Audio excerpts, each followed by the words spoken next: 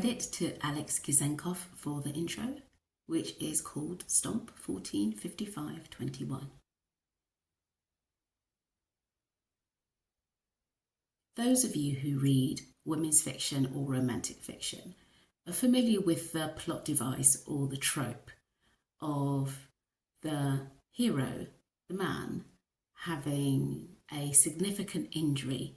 He may have had a limb amputated, he may be scarred, he may have severe facial scars, he may be blind, he may be deaf.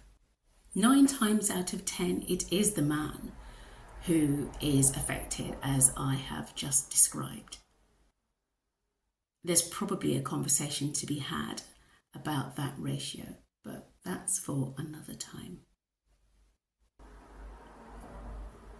In this episode, I want to talk about those stories where it is the woman who is affected, who has a significant physical injury, etc. The late Jo Beverley published a story in 2002 called Hazard.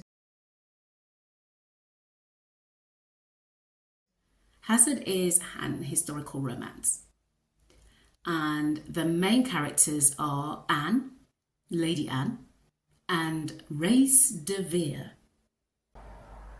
Anne has a limp, and she's had this limp since childhood.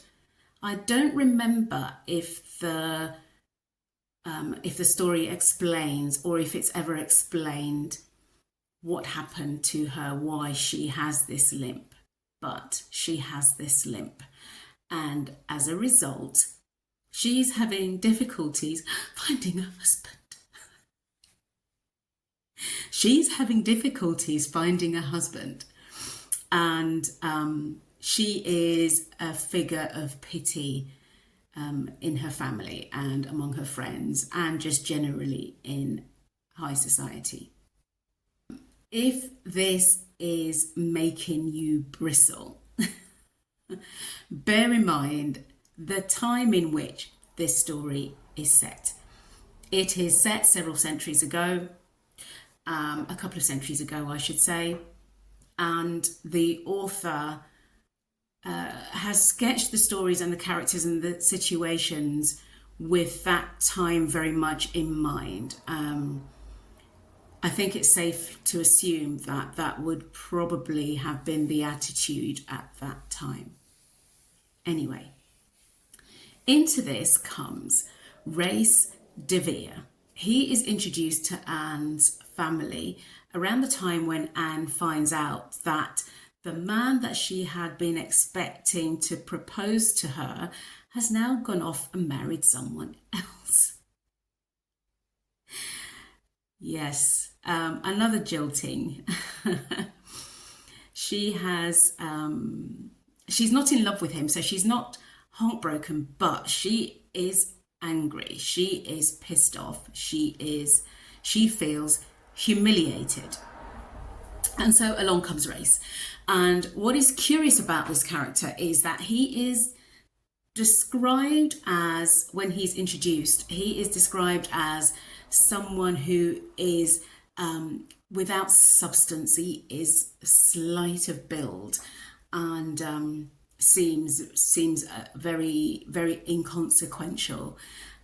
He doesn't seem to have any kind of presence. That's how he's described when he's introduced to the family. And the subtext is almost as though, I mean, you can see where the story's going, right? When he's introduced, and the subtext is almost, this is the best that Anne can hope for, given that she has this limp.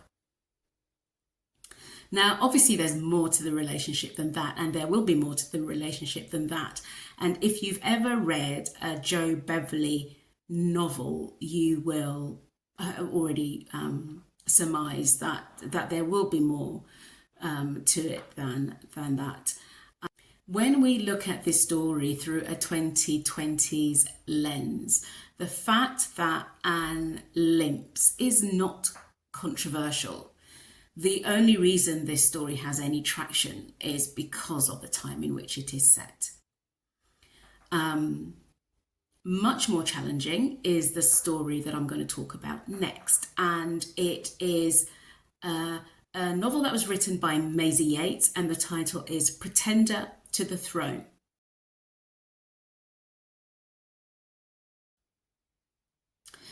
Pretender to the Throne was published in 2014.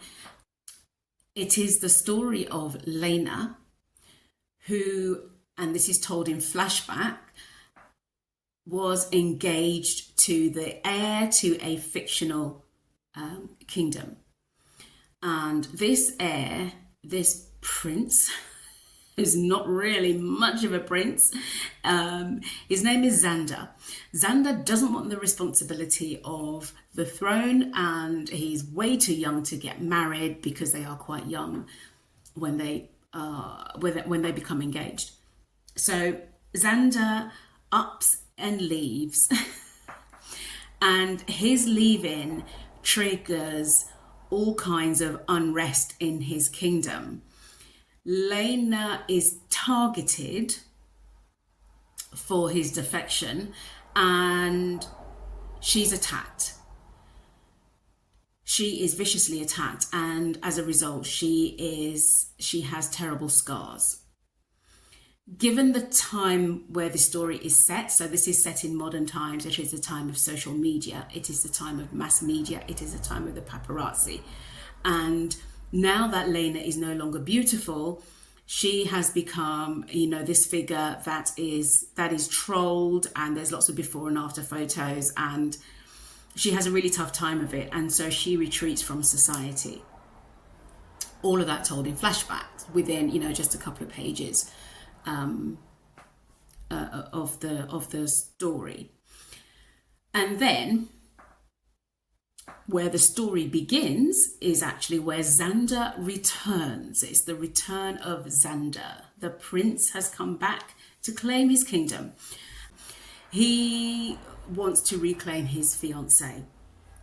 And what I like about this story, and there's some spoilers coming up, so if you want to miss the spoilers, maybe skip about 60 seconds.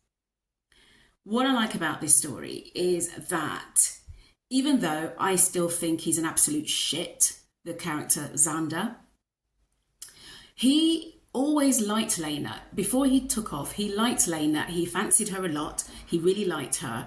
And he comes back, finds that she's changed. However, he remembers her of old, and the Lena of old is still there. Her cheeky, snarky personality is still there, and he likes that. He is open to the possibility that he may fancy her again, and I liked that Maisey Yates gave him at least that as a redeeming part to his character.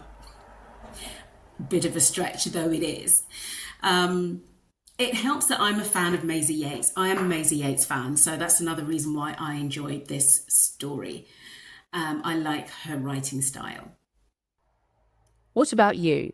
Have you read any stories, whether they're romantic fiction, women's fiction, thrillers, which feature characters that have the kind of challenges that I have described in Lena and in Lady Anne?